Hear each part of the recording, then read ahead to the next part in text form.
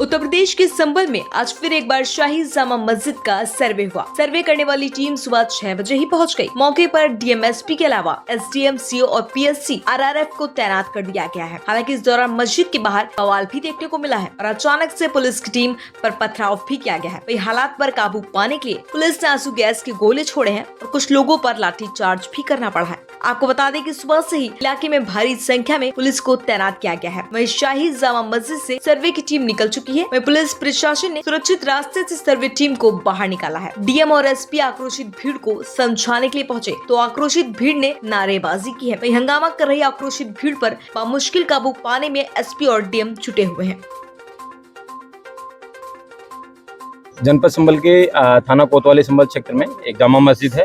इस जामा मस्जिद पे कोर्ट के आदेश के अनुसार इसका सर्वे करवाया जा रहा था, जिसमें सर्वे शांतिपूर्वक तरीके से जामा मस्जिद के अंदर वर्तमान में चल भी रहा है। कुछ भीड़ के कुछ लोग सडनली कई गलियों में से निकल के आए और उन्होंने पुलिस बल पे पथराव किया कुछ 10-15 सेकंड तक। तो उसके बाद में पुलिस ने उसका हल्का बल प्रयोग किया है, लाठीचार्ज किया है और वापस लोगों को उनके गंतव्य स्थान पर खदेड़ दिया है।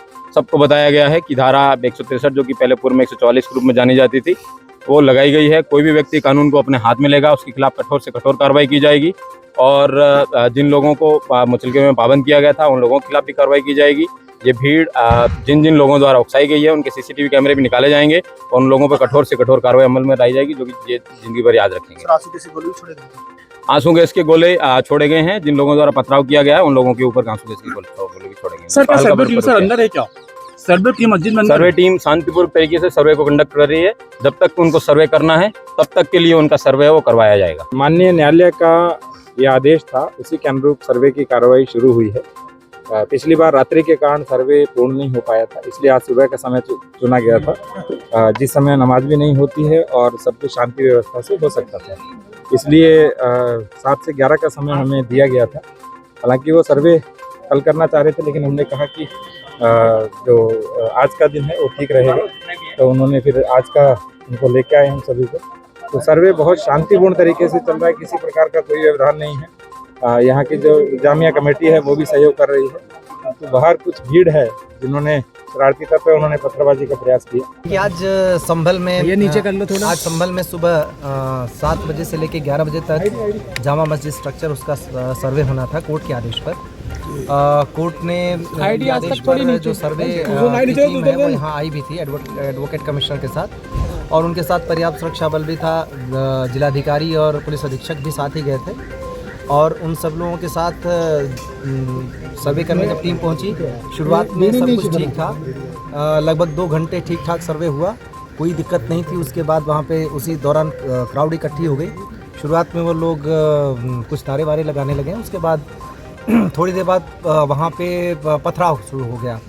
पुलिस ने उन लोगों को दूर किया, हालांकि वो मस्जिद परिसर तक नहीं जाने पाए थे। पुलिस ने उनको दूर किया और उसके बाद जब सर्वे कंप्लीट हुआ 11 बजे के थोड़ा सा बाद जब टीम निकली सर्वे करने के बाद, तो उसके बाद उन्होंने खूब पथराव करना शुरू कर दिया।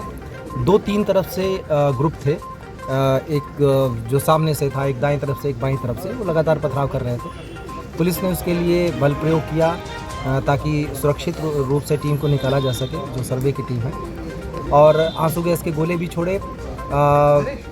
जो प्लास्टिक बुलेट है उसका भी इस्तेमाल किया।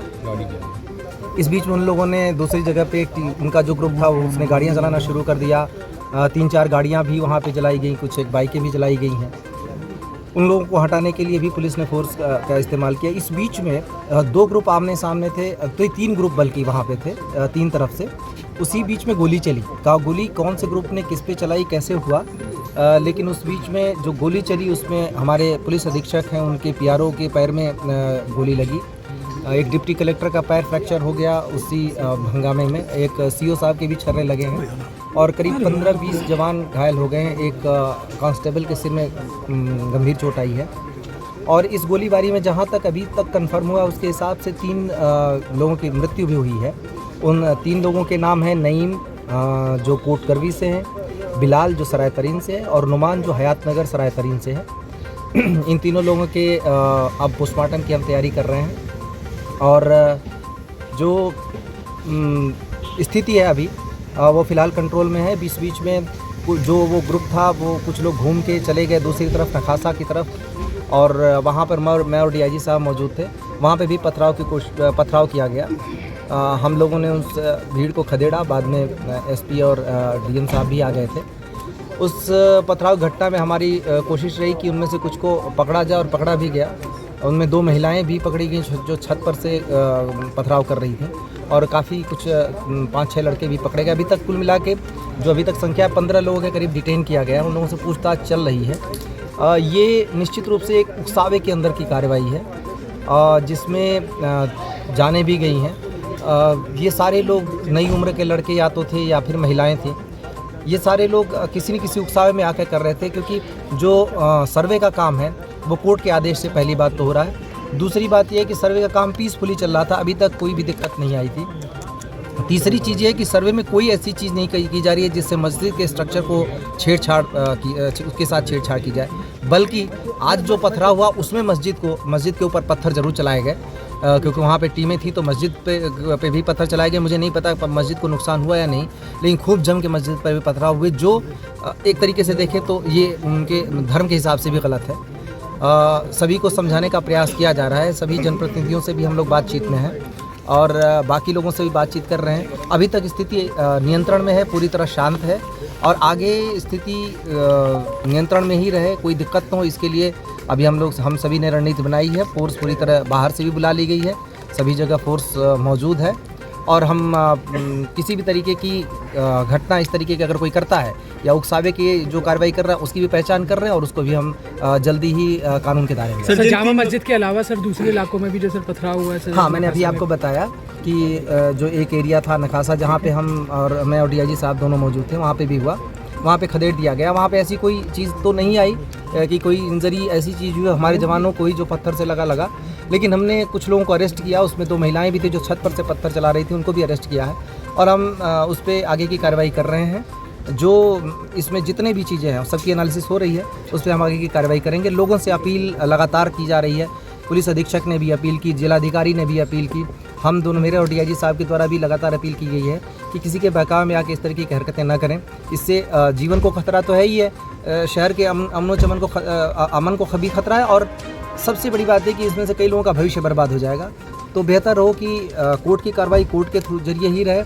कोर्ट में अपनी बात सबको रखने का अधिकार है और मौका भी है, और कोर्ट में अपनी बात रखें, इस तरीके की हरकतों से दूर रहें। सर, जिन 3 लोगों की मौत हुई है उनमें से जो नईम का परिवार है वो ये आरोप लगा रहा है कि पुलिस की गोली लगने से उनके लड़के की मौत हुई है। देखिए, इसमें पहली बात तो ये कि वो इस बात को जितने सारे लोग हैं वो सबकी पुलिस के पास भी वीडियोग्राफी मौजूद है। जितने सारे लोग वहाँ आए हैं उसमें पथराव करने आए थे। इसके बाद पहली बात जो ये अगर इस बात को अगर मानते हैं कि उनका बेटा पथराव करने गया था या कोई भी व्यक्ति वहाँ पथराव करने गया था, उसमें क्या अनटुवर्ड्स इंसिडेंट होते हैं, ये पहली बात को जिम्मेदारी उनको लेनी चाहिए। क्या वजह थी जिसके लिए पथराव करने की आवश्यकता थी, कौन सी आपदा आन पड़ी थी, किसको किसने क्या किया, या पुलिस प्रशासन ने क्या किया, पहले तो उनको ये देखने की ज़रूरत है।